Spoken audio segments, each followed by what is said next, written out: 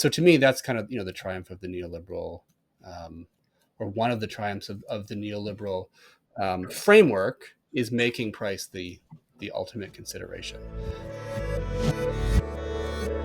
Caleb Wellum is a professor in the Department of Historical Studies at the University of Toronto Mississauga. He's also the editor of Energy Humanities, an online journal, and a member of the Petrocultures Research Group and the After Oil Collective.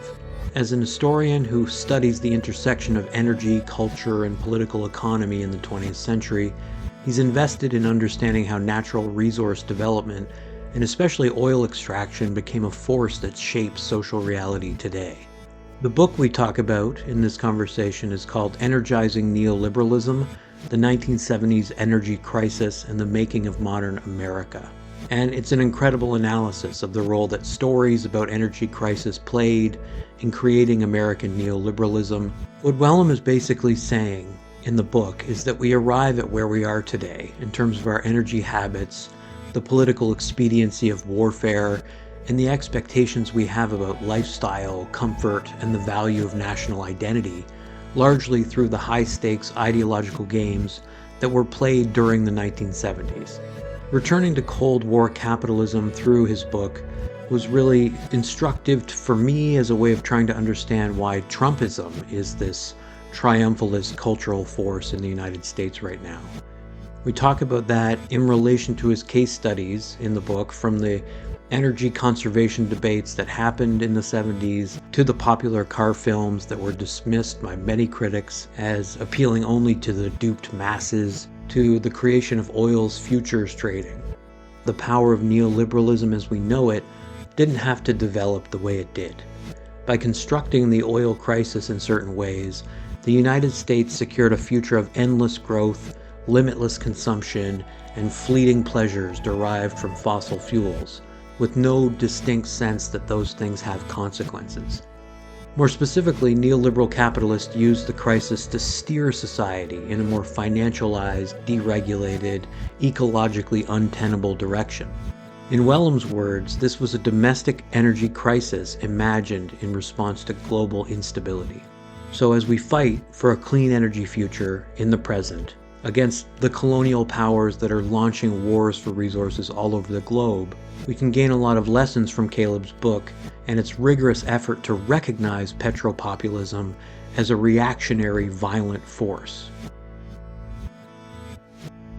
I'm gonna start with the magic number of 74.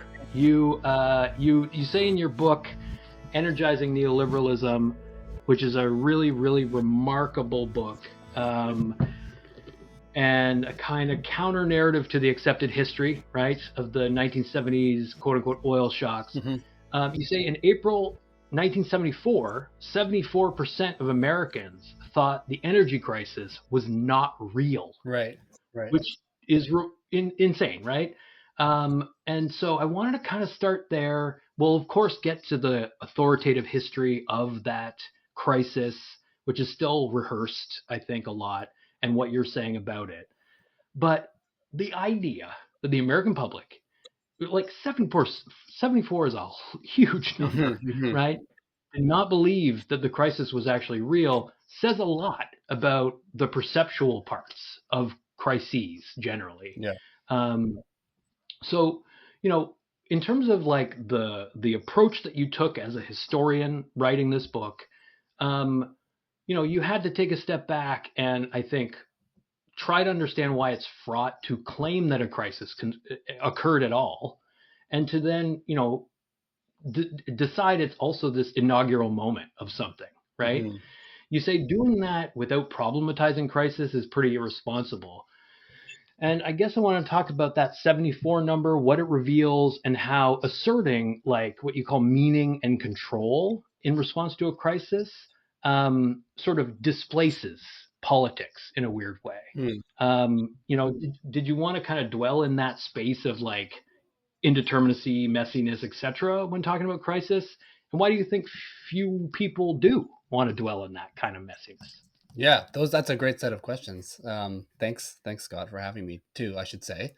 Yeah. So that's I'm trying to think where to start. So that number 74%, I mean, it sort of fluctuated throughout the 1970s, but actually a lot of political leaders in the US in the 70s struggled. When you look through the archive of the Ford and Carter administrations, a lot of what they're doing is wringing their hands about convincing people that there is an actual crisis.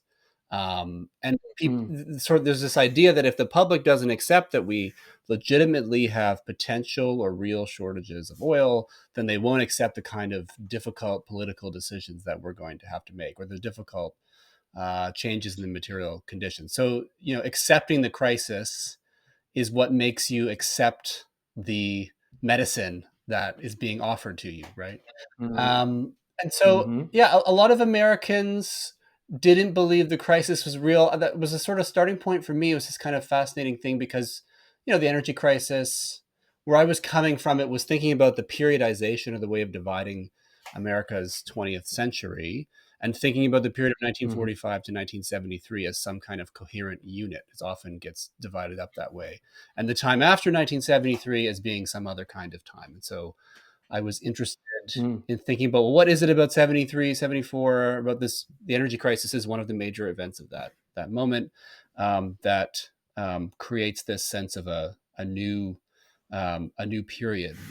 That sort of presupposes that the crisis was a real thing that generated some kind of change. And then when I found out that a lot of people were suspicious that it was an actual thing, which actually, now having lived through COVID-19, makes a lot more sense. There was another public health crisis that many people didn't believe was real for a variety of reasons, or wasn't as severe as was claimed.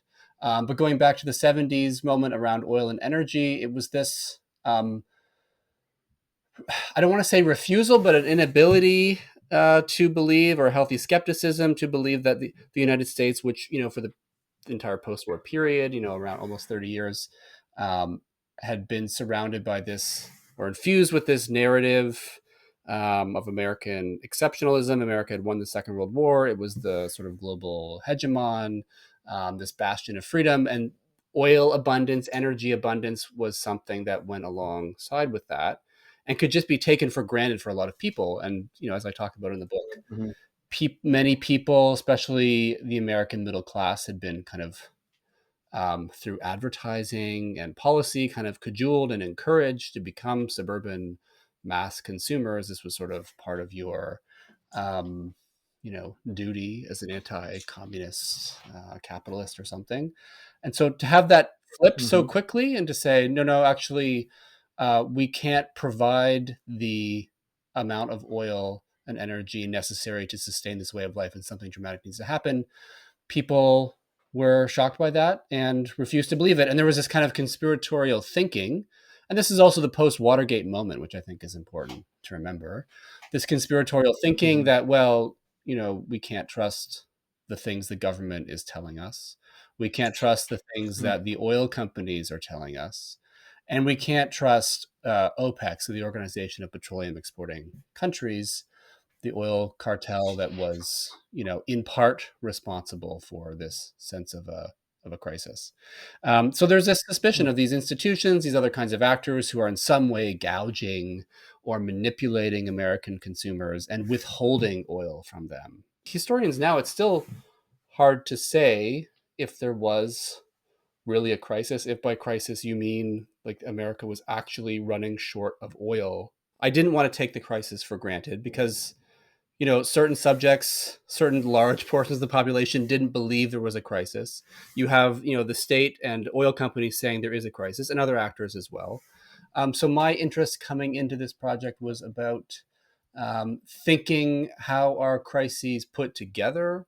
What does it take? This is something I say in the book, like what does it take to claim a crisis, and what kinds of political work does that crisis claim then do? So I was less interested in whether or not there was a crisis and whatever that would mean, that there was not enough oil or something, and more interested in the idea that there was a crisis, or the fight over what it meant to say there was a crisis of energy, to make this kind of a claim.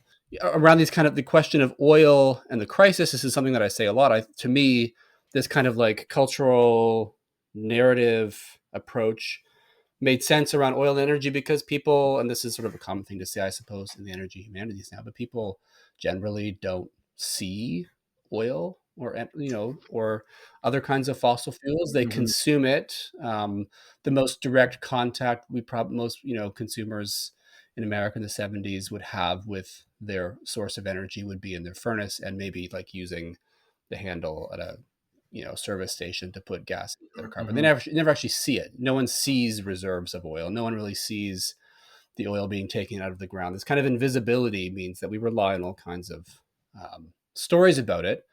And so I was also interested in thinking about kind of economic storytelling, so surveys, forecasts, prices, as kind of cultural artifacts that are also telling stories about energy and get circulated as kind of evidence of some kind of crisis that requires action of some kind. I really loved that part of the book, especially the discussion of oil futures and like the birth of this new way of monetizing speculation, as it were. But yeah, you covered a ton of ground there, and you touched on the invisibility of energy and so on. But I kind of want to stay on this topic of like the constructedness of crisis and how the book is attempting to kind of deconstruct it to some extent, or at least like map out these competing ideas about what the crisis consisted of. And you used flipped a couple times, like it flipped so quickly, and like clearly these are the moments of kind of destabilization where crisis becomes an opportunity that specific actors seem to want to exploit. That's interesting to me, but like the way that you describe the crisis of the 70s, the oil crisis, is that it's remembered as, quote, the domestic effect of a geopolitical crisis. So it has this, relationship to instability, especially around Iran and the hostage crisis, the kind of post Yom Kippur War moment. And I've heard people talk about how, in many ways, Israel exists largely for the purpose of securing, some form of American imperial control over these reserves, and that really begins with with the Yom Kippur War and the shift in the global economy away toward oil, right? And so there's a million things there, but what I see you doing in the book, and even just now the way you're talking about it, it's like you're wrestling with the difficulty of trying to see this entire tapestry of like competing elements, and it's overwhelming in some ways to try and distill that down. So I think like you already kind of gestured to how there is this authoritative, like accepted history, and how we seem to have to, in order to get real understanding of like how that moment does create specific aftershocks that we feel to this day. You say like we have to understand it's not a coherent energy crisis, but something that's more of a motile thing, like a moving target. And so for you, staying in that place though of just like it's not a coherent crisis, it doesn't necessarily yield up obvious takeaways.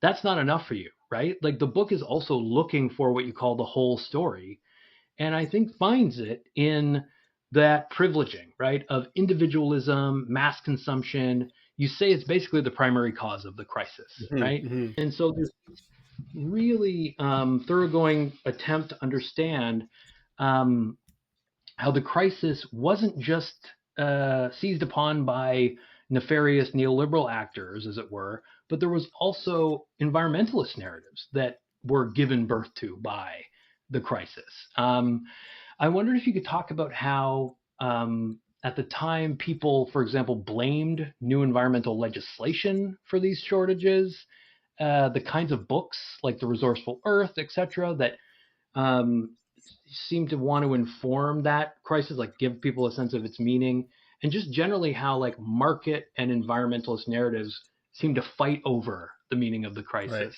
in this moment. Yeah, great question. So the energy crisis moment is significantly helps to discredit environmentalism, or to slow its growing momentum, which it was gaining at the beginning of the 1970s.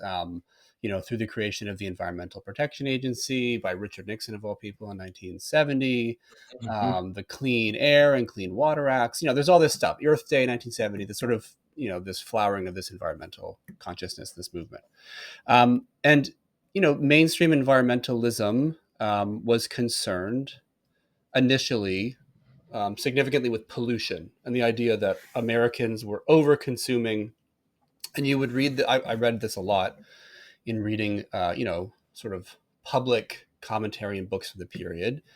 When the energy crisis hits, the environmentalists are pretty quick to seize on it as yet another event justifying their understanding of what's going on, that Americans consume too much, and that we would expect to see this kind of crisis of shortage.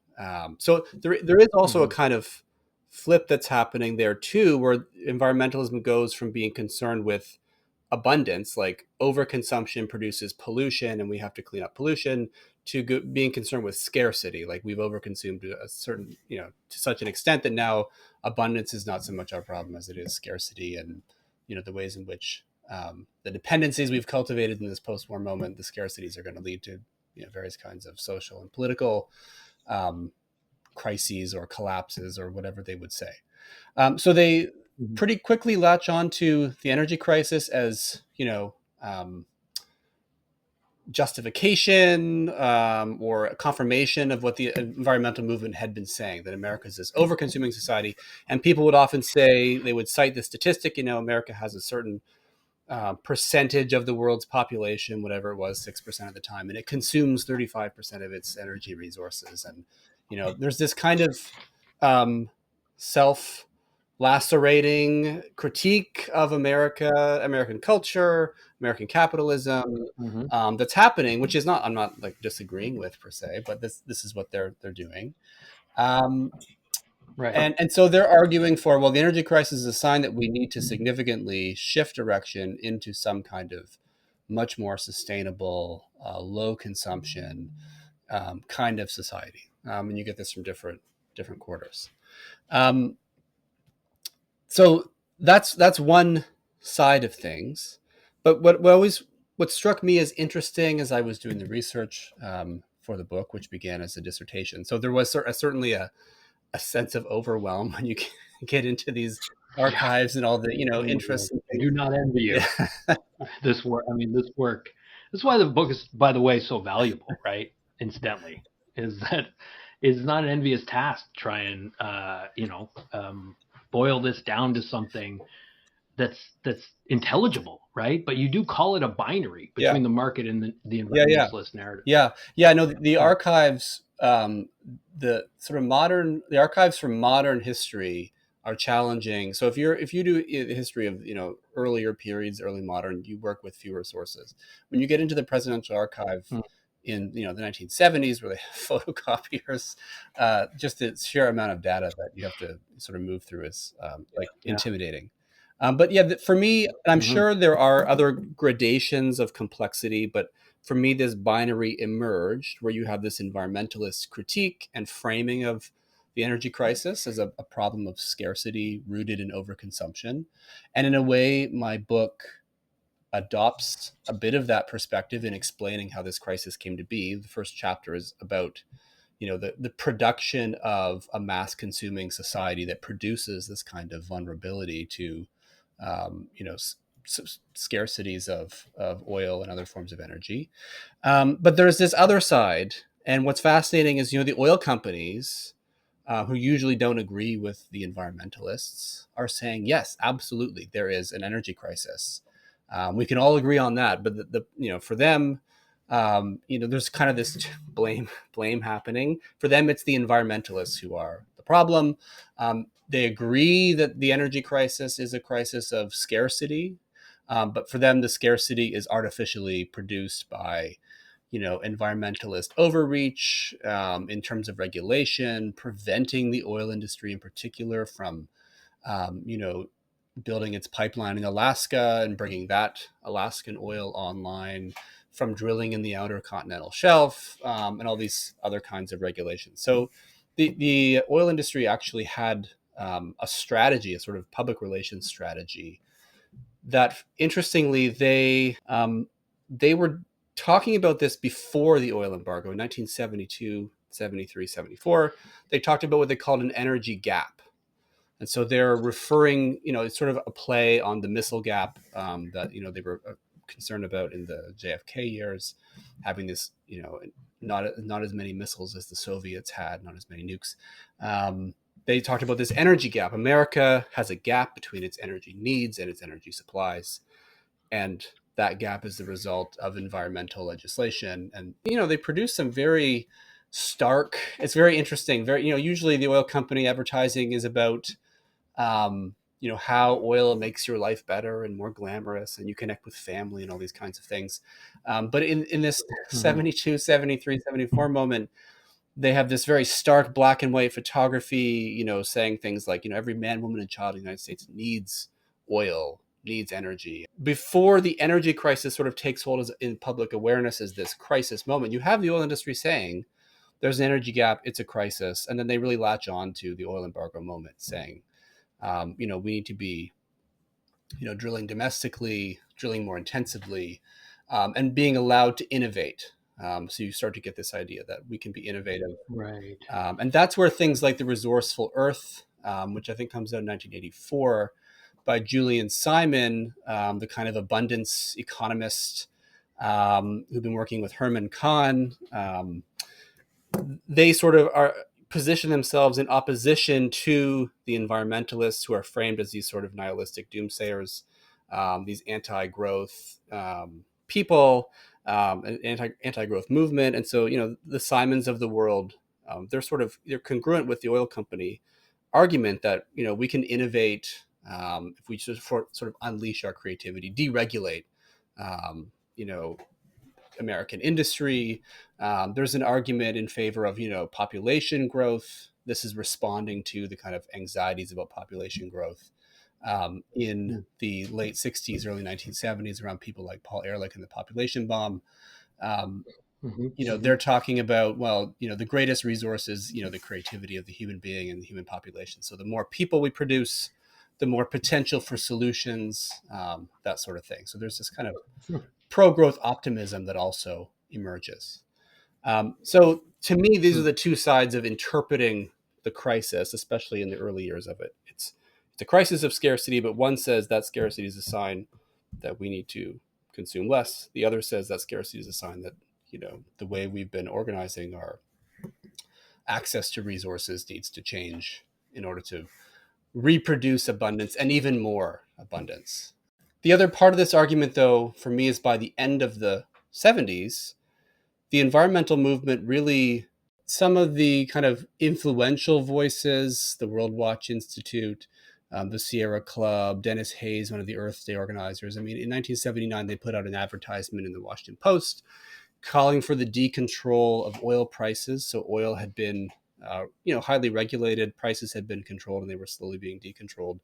And their argument was that the price of oil should be allowed to rise as high as the free market would allow it to, because this was a way of getting the reduced consumption that they were after, right?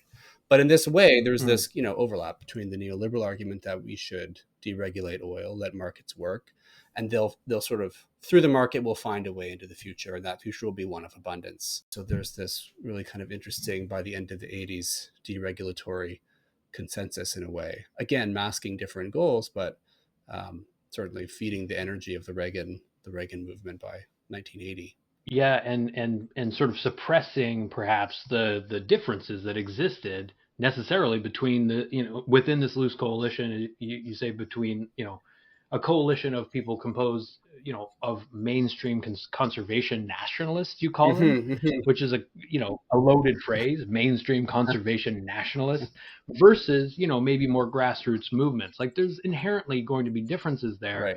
And you say that basically the way I interpreted that account of that particular attempt to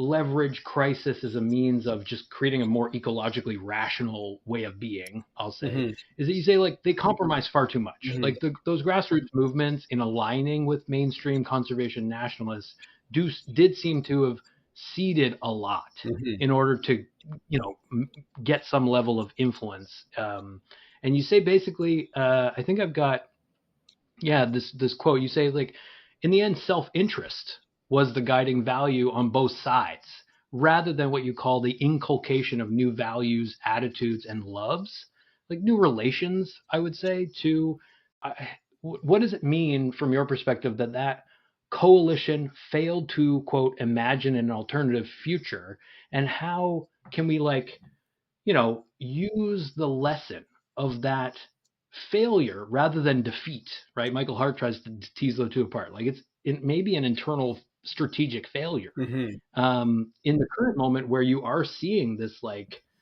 ethno-nationalist, what Greg Grandin calls like race realist attitude towards scarcity that is about we can do whatever we want. We'll just build a wall around these resources that we know, there's no way to there's no way to prevent the kind of collapse that we know is coming, ignoring the demand to create a more cosmopolitan, just society and disregard nature's limits to just embrace endless growth, I suppose. Maybe I shouldn't have been shocked by this, but the kind of shocking embrace of like neo-imperialist saber rattling. Yeah. So it's not just building a wall, it's taking in other countries and for their minerals, etc. I mean, that's I mean, it's rapacious. And so like if in the face of that like rapacious imperialist like annexation or threat of annexation, what might still be needed is something that it's hard to like point to a movement that's articulating it, right? After decades of normalizing neoliberalism, how can we reconcile the contemporary nature of mostly market-based climate action, with this market logic that is it seems to align more than disconnect from that, Yeah. I mean, in the 70s moment, I think like what you see is you do see there are groups that are trying to experiment with alternative ways of living, alternative kinds of visions. I talk a little bit about the New Alchemy Institute and some of these different kind of back to the land movements that are also kind of tinkering with different kinds of technology, and they're articulating a kind of intellectual framework for those things too. But they're so small and peripheral to the mainstream of working and middle class American life that they just don't have any broad political purchase. And I don't know if that's because like the vision is too unappealing, or it feels and really is too much of a kind of material step back for people, used to certain conveniences or whatever. I'm not sure. I don't have a clear answer to what to do now, but I do think that the left needs. It's a lot to ask. It is a lot to ask, but one thing I do think is that there's two things. One is the kind of MAGA movement and all its offshoots in different places have an imaginary, an ideological vision that is easy to grasp for people. That there's no question about what the vision is. It addresses some very like potent aspects of our humanity. This idea, sort of the creating of an other, the creating of a home, like all these kinds of longstanding, human conflicts are certainly being exploited in the sort of MAGA Trumpist movement. So to me, the left needs some kind of persuasive, capacious, but positive vision that it can communicate in a clear way. I mean, I think that's the other part of it right now is the means of communication are basically held by libertarian right, or libertarian light, I should say, tech CEOs and their companies. And like it was, I assume you're on Twitter. I mean, it was obvious when Elon Musk took over Twitter what was happening, this kind of retooling of that platform to be what it's essentially become, which is a bizarro, like far right platform. And so I don't know what that means, like, because we can't. I don't think it works just to build like parallel or alternative media and political spaces. Like there has to be some really serious like political and ideological confrontation and articulation of an alternative, and that's really difficult. And I think, to me, I'm not a part of it right now, but the debate around no growth versus an abundance left-wing politics is really important to be having, for sure. I think so. And help enabling people to see themselves having a positive future for themselves and their whatever children or families or communities, within whatever that vision is really important too. I think that's what's powerful about one thing that's powerful with Trumpism. I mean, it often doesn't make sense if you think about it, but it doesn't matter that it doesn't make sense. It touches on something else for people. And in some ways, I think it touches on their resentments and anger, which is a negative way of organizing a movement that I would like to stay away from. But yeah. Right. Yeah. Grievance is something that seems to be weirdly has capital, a degree of like value. Powerful capital. Yeah. And yet, I'm stumped too when it comes to what the counter narrative will be, per se. And it's not as though one author will invent it, right? Like, it's interesting to me, like, to think about this in relationship to the way your book engages with pop culture of the 70s, right? And car chase films, right? Yeah. Because, one element of what can perhaps contest this totally discordant, like internally contradictory Trumpism is, what we're trying to do, this alternative media thing, where we're just basically trying to open up a space of, I think, more or less self-education, like giving people the ideas and the knowledge that hopefully will lead to opposition, an oppositional stance. Like here in Nova Scotia, we have a provincial government that has just promised to lift the ban on fracking, lift the ban on uranium mining. And of course, the first is far more concerning than the second. Like, when it comes to fracking, that was a hard-won victory by environmentalists. And it's important that we have a collective sense of how important that victory really was, and to understand how oppositionality is kind of like generated, right? Because if nothing stands in their way, they're going to get their way. That's the sort of nature of the hierarchical, jurisdictional structure of power in Canada. And research shows that the more people understand about fracking, the more opposed they are to it. So I still believe in the power of like pedagogy to get people more into maybe an oppositional stance, but it's not everything, I think like the stuff we consume, it does have an ideological potency. And I wanted to ask about like these car chase films and how they were dismissed, why they were dismissed at the time. You mentioned that Chris Christopherson's character, recently passed Chris Christopherson, in Convoy, was like such an important exemplum of like a certain masculinity. We're seeing like a resurgence of that, I think. I don't watch these shows, but all these shows that are like set in the 19th century, they seem to all have Kevin Costner in them or something. Like, and Landman is a new, like a set in the contemporary period, but clearly hearkening back to that nostalgic masculinity. Yes. How do you account for the exasperation of critics at that moment? And what do you make of like the maybe resurgence of a certain kind of petromasculinity in the present? Right. Yeah. I will say around Landman, I don't know if you're aware of the YouTube channel Climate Town, but it's I'm this not. guy. He's, I think, a comedian who also has a degree in climate science or something, and he does these really excellent. Speaking of like communication, skillful, Mm, authentic, funny, and well-informed communication. He does these videos on different topics in climate and environmental politics. And he recently did an episode right. on Landman, which for him is an example of kind of oil propaganda. He's sort of tracing the way in Sure. which oil industry talking points make their way into popular culture and then get Mm, repeated and amplified to the tune of like millions of views of certain clips of Billy Bob Thornton saying like hmm from my perspective ridiculously cheesy things about windmills and whatever, but they have hmm purchased for whatever reason.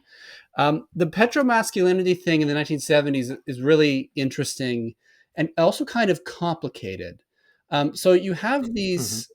Uh, One thing maybe I don't say too much in the book is that I think a lot of people know about the early 1970s and the so-called New Hollywood, right, where you have these kind of auteur-driven films, Martin Scorsese and Terrence Malick and Brian De Palma, et cetera, in the early 70s, making these really kind of personal, interesting, smaller budget movies.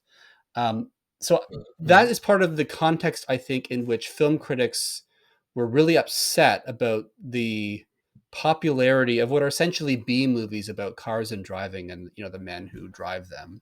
As hmm Hollywood became more kind of blockbuster and more pop culture oriented by the mid to late 1970s.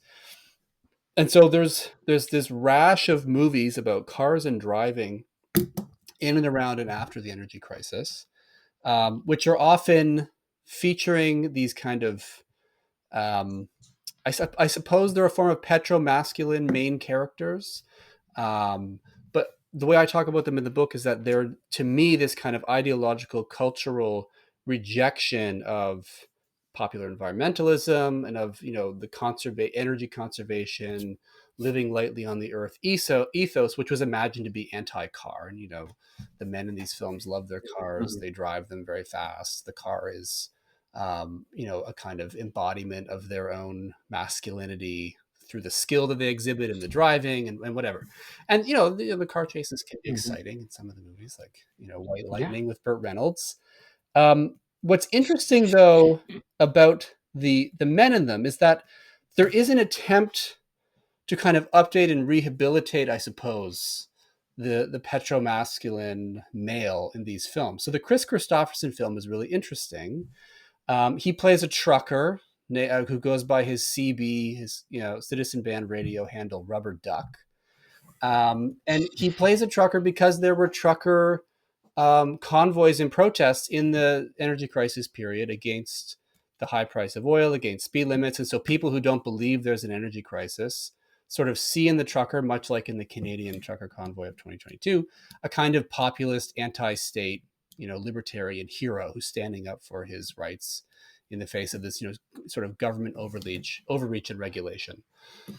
But hmm Convoy, the film where Christopherson plays this trucker, was directed by Sam Peckinpah, a kind of counterculture American film director who did these very violent westerns, and had he had artistic ambitions.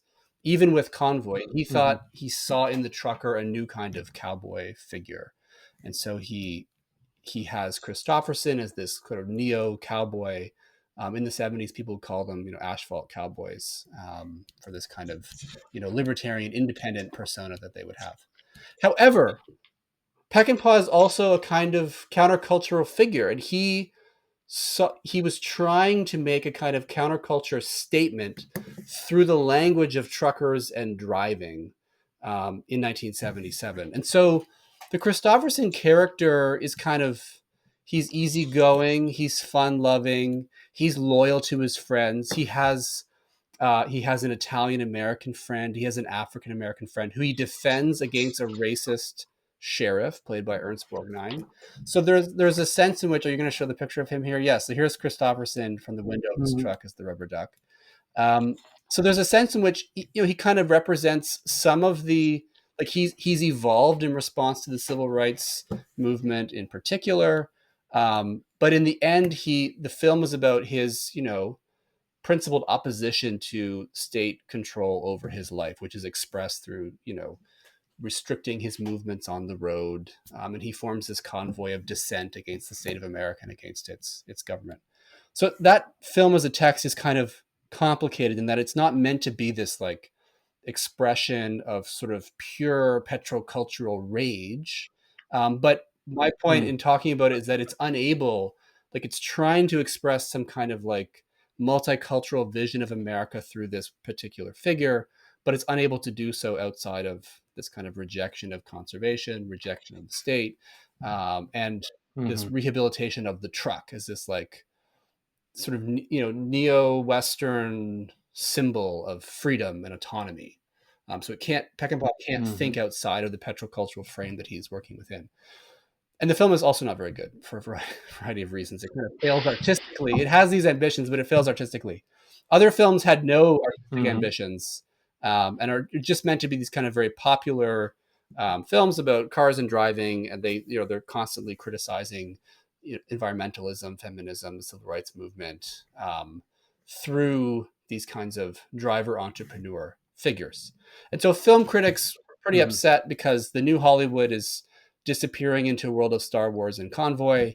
And they see these films as kind of simplistic, fair, and they'll criticize the audience often in the reviews. Gene Siskel is saying, these films are for people who are not nice and just like, they're entranced by mere movement on the screen. And so there's this kind of like class snobbery happening in these kind of center liberal critiques of these movies, which are expressing, what I call a petropopulist sentiment in favor of uninhibited automobility, freedom of the road, the breaking of, government regulation and legislation around speed limits, around your mobility, around the price of gas.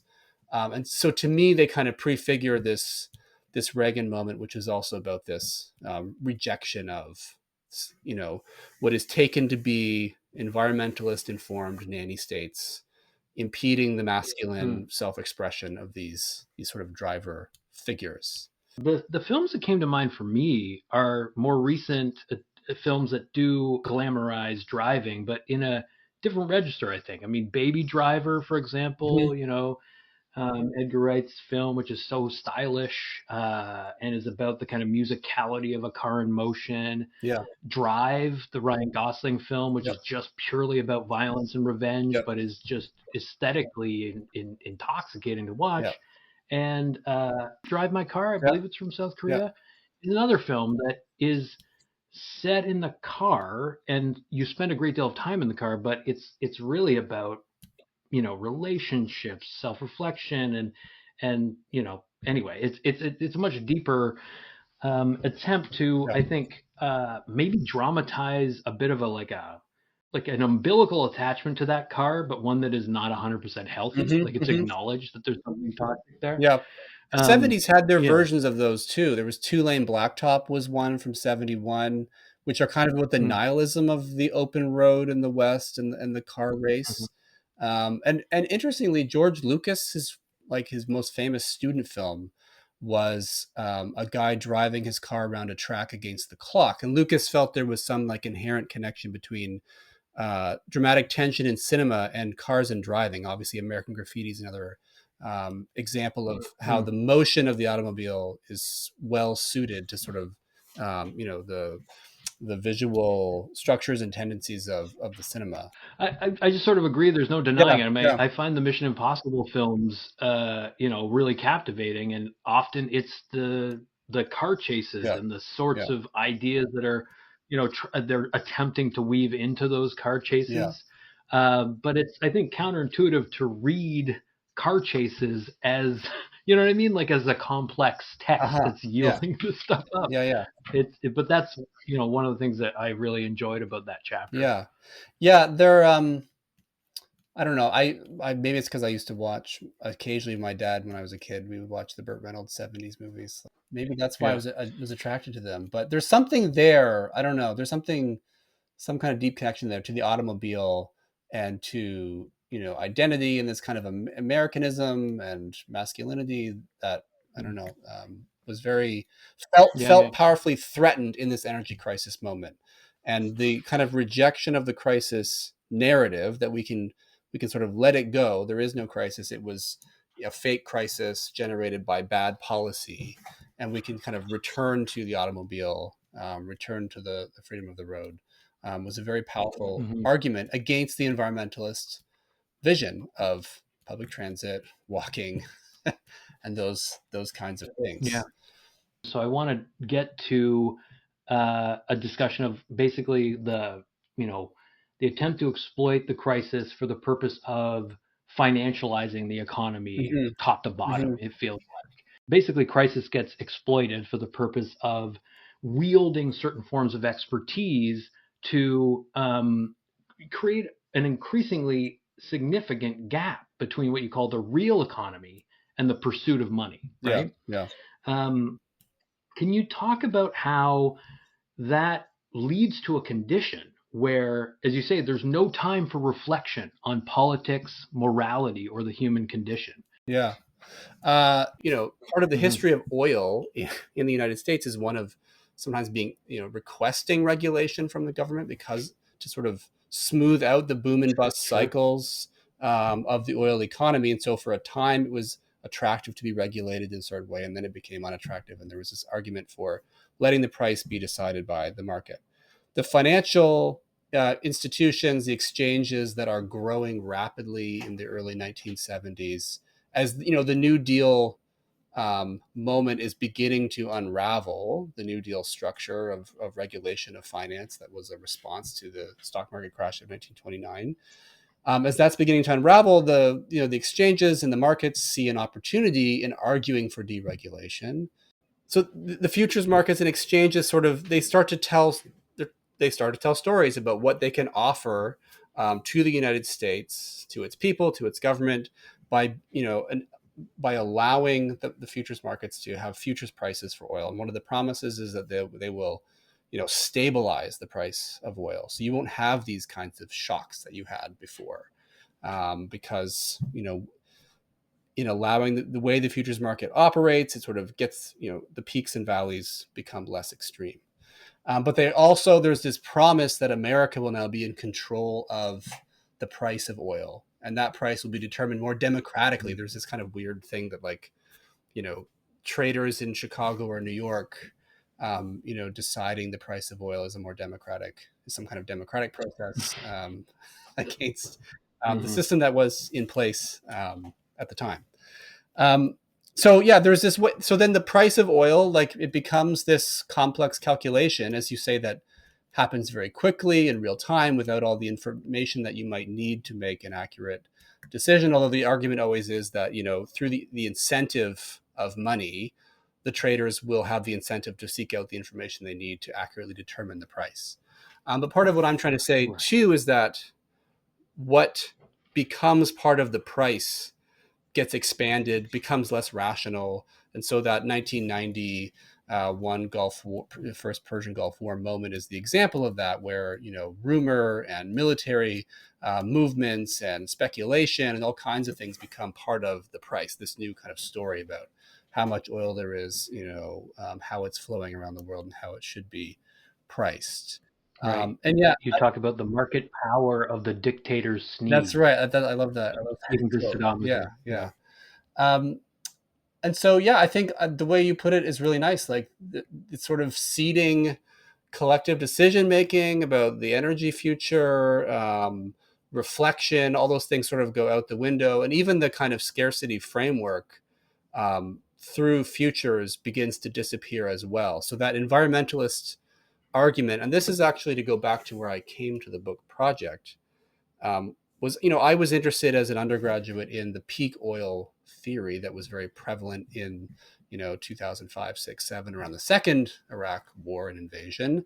Um, and Mm-hmm. that was sort of the crisis that the environmental movement hung its hat on in the 70s, that there was a peak, a crisis of scarcity, Mhm. and that sort of gets discredited, and you move into this price is the ultimate determinant of what the energy future is going to be.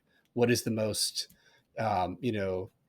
affordable, abundant energy source, and all other considerations become much less important, if they're important at all. And so, to me, that's kind of the triumph of the neoliberal, um, or one of the triumphs of the neoliberal framework, is making price the ultimate consideration. And this Mhm. continues to be an important part of climate and environmental politics, the question of price of things, of different energy sources, especially as climate became more important, sort of after the period my book is talking about, became a more important Mhm. consideration. I'm tempted to, because it's timely, end on the question of war. You just talked about the first Gulf War. You say it was the first war over the control of global oil production. We've seen many since. It feels like it does sort of. You get the sense that, for example, you talk about the Paley Commission report on resource wars, which is like a very early attempt to understand how energy is increasingly at the center of these sorts of conflicts. Um, you know, there was, I'm still trying to wrap my head around what you're saying about that first Gulf War, thinking back to it. But you note that few observers thought that Iraq would invade Kuwait, and that was in part because the country was thought to be too invested in U.S. neutrality around Iran, and that they wouldn't want to destabilize things, right? That they wouldn't want to kind of rock the boat, but that invasion leads to Hussein, getting a level of control over oil prices that basically you seem to be saying forced the United States hand. Um, and I feel like we can relate that to this moment of negotiations happening between the United States and Russia in Saudi Arabia that will decide the fate of Ukraine, Mhm, right? mhm, I mean, you're seeing the union of petrostates mhm. in the coming aftermath of this invasion. Yeah. Are there lessons maybe from the 90s that can help us understand what's happening politically in terms of, recognizing volatility, recognizing that, there are ways in which the climate is changing in apocalyptic ways, and yet still banking on an oil economy to somehow stabilize at least prices, right? Mhm. Like, how is how do we see and resist the kinds of forces that are constraining our current moment, and understand, I guess, war in relationship to energy now in terms of like these successive oil shocks, right? Mhm. Wow, that's a big question. It's huge, and you just your feeling Yeah, right now yeah, is more or less what I'm after. yeah.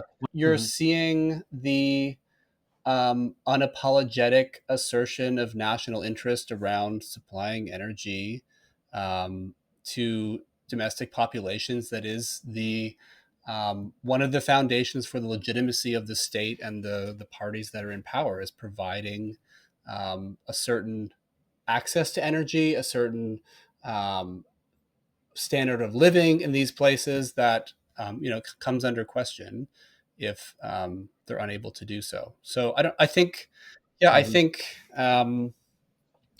the interests of states and their populations are intimately tied to access to energy and resources. And so when you get to these crisis moments, whether it's around supplies of energy, whether it's around climate, there just seems to now be no um, effort to hide those relationships. Like, they're kind of out there in the open happening. Mhm. I mean, as to how we resist them, and we need some kind of, I don't know. I think we need people in the streets. We need mass Mhm. mobilization of people, which I'm like so pessimistic about that happening. I don't know how people. I'm not sure how we're going to get that kind of critical mass that would be necessary. There doesn't seem to be a powerful political or ideological movement that has the power right now to restrain those um, connections or impulses. An alternative material path as well doesn't yet seem to exist. I mean, there were efforts. There have been efforts in Germany and during the Biden administration to, foster some kind of energy transition through alternative forms of, energy technology and whatnot, but they were very slow, especially in the US. They weren't well communicated, in part because I think the administration felt like there's this, in the United States, there's this like cultural and political thing you need to navigate. Like they didn't want to appear to be too all in on alternative energy. They had to kind of hide it behind inflation reduction and those kinds of things. And I just started reading Frézeau's new book, More and More and More, An All-Consuming History of Energy. And it starts off right at the beginning with some sobering statistics about arguing that there has not been an energy transition and that we're using more wood energy now than ever, more coal energy now than ever. If you take a kind of global picture of things. And the outsourcing of manufacturing, the globalization of trade has enabled, Western post-industrial nations to appear to have transitioned away from coal, away from, even oil in some instances. But if you think about where the manufacturing is done and how it's done of the material things that we then import and purchase and use, the one stat that stood out to me was that France doesn't use 7 million tons of coal. It uses 70 million tons a year if you, account for the coal that's used and the things that France imports. So then you don't think of France as a country that has transitioned to nuclear. You think of France as a country that has outsourced its coal manufacturing or coal-powered manufacturing and then domestically uses nuclear. So that's a pretty... the implications of that are fairly grim. I suppose that are we, returning to some moment of unapologetic resource competition and realpolitik negotiating and great power politics, or is there a way to resist those things and redirect those energies? I hope so. I feel motivated to be part of that. I feel quite intensely about it, but I also feel like I don't know where to put that energy. I know in my own life and in the things that I do around teaching and writing and whatnot, that's one avenue, but it also feels inadequate to the moment as well. But it's like the difference between researching and searching. Like when you're searching, it's like more of a yearning. It's like you need, like you want actually a narrative, maybe like you need catharsis. You want perhaps identification or something. Like researching is a different deal. And I think this is why Imre Zeman in the new book Futures of the Sun says there are no good nationalisms. Right? Like just flatly states there are no good nationalisms because he is attempting to imagine something that currently does not exist, which is a kind of internationalism that is ample enough to actually like match this kind of hyper nationalist seizure of resources that you were just talking about. What's concerning there is that I think he's right but it seems to take a particular kind of deep crisis or feeling of crisis to drive people in that direction. So when I teach the 20th century US history at University of Toronto, we do a whole lecture just on, the advent of nuclear weapons at the end of the Second World War. And that there was this kind of brief moment of arguing that we need to have kind of global governance of this new technology. We need to have some kind of world government because people felt the immediacy of that threat and understood that if you had different nations in control of this particular weapon, then the potential for a nuclear catastrophe was greatly enhanced. So there was a moment of interest in some kind of post-national, international, global community governance, etc. But then that also quickly gave way to the Cold War binary of Soviet sphere, U.S. capitalist sphere, and movements within those things. And so I think many people had hoped that the climate crisis would be the kind of crisis that could generate interest or mobilize people towards, again, a kind of global sense of belonging and consciousness, a kind of post-national cooperation. And now, for whatever reason, we seem to be falling back into those, nationalist frames. And in a place like the United States, it's not an issue of not having enough. It's an issue of distributing things justly and equitably. But it's not like that nation doesn't have access to enough energy in whatever form to to offer a very nice standard of living for most people. But that isn't the direction that the state is going right now, and that its supporters are going. And the reasons for that are complicated.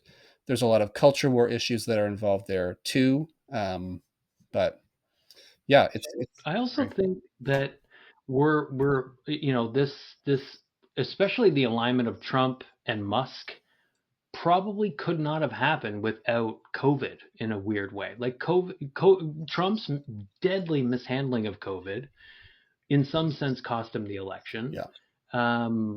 It could be argued there were other factors, but it also, the COVID lockdowns and the kind of limiting of freedoms that made the experience of crisis very different for different people.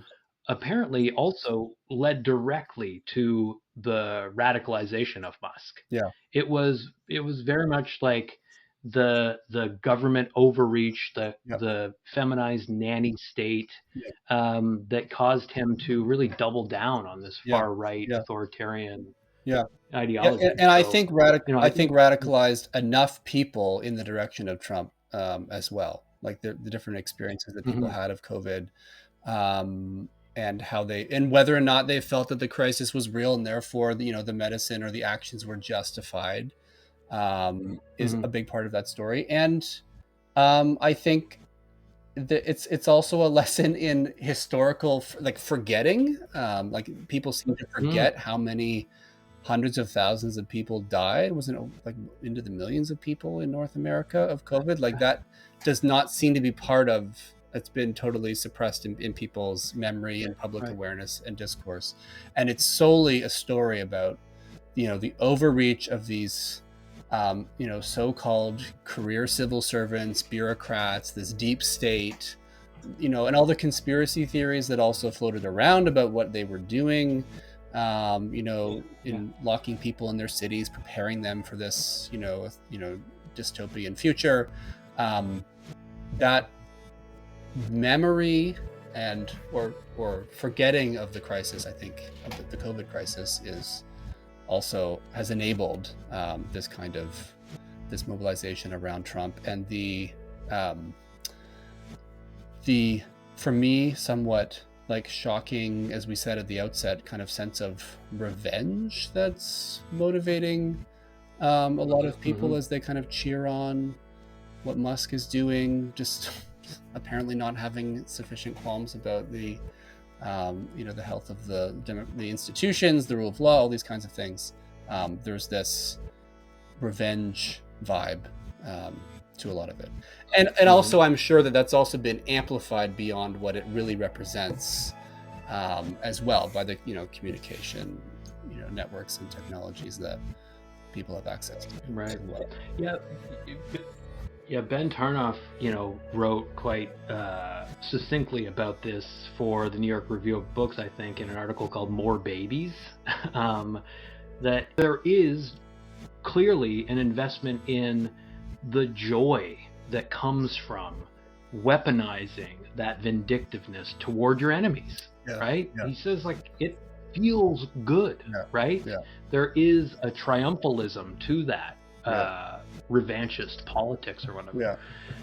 Anyway, I've got to let you go. I could talk to you. I mean, we opened up a whole other thing here with talking about COVID. So I think back to discussions of being able to see more clearly as emissions dropped. Like if you look at a chart of emissions, there is a precipitous drop during COVID.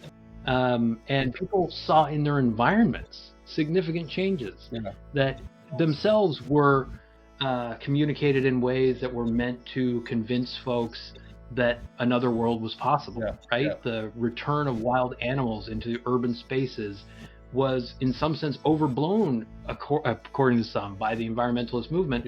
But I think it still is an important example of like a way to leverage crisis in a ecologically rational, I'll say, direction. You know, we have forgotten it perhaps, but your work and work like yours helps us remember and derive insight from it. So I really appreciate it. Well, thank you very much.